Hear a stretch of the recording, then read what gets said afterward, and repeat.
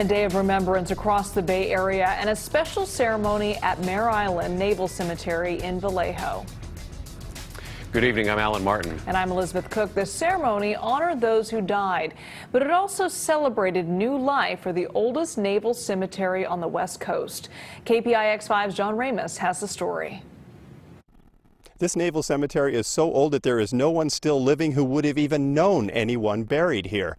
So the best way to honor them is to preserve the place where they've been laid to rest. Very few have been buried here since World War I, so the Mare Island Naval Cemetery became a largely forgotten place. But this morning, a small group of socially distanced visitors kept alive a Memorial Day tradition that has been unbroken for the last 149 years. We have never missed that celebration ever. You know, I think it's fitting that we're here.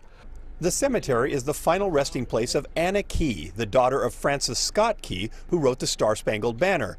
And Ralph Halford's great-grandfather William is one of 3 Medal of Honor winners buried here. But the old graveyard has deteriorated badly, especially since the Navy base was shut down in 1996. We come over here for years and it's been so run down, and when the government left it even got worse.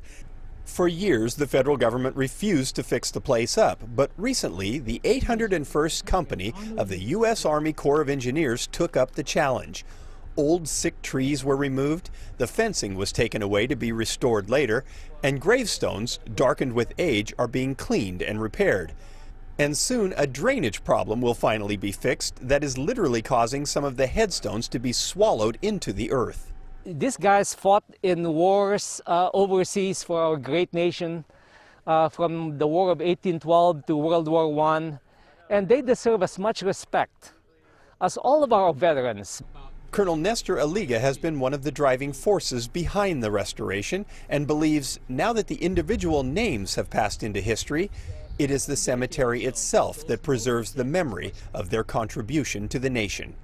On Memorial Day, we remember our heroes, and we need to set an example that, you know, the past, the history does matter. On Mare Island, John Ramos, KPIX 5.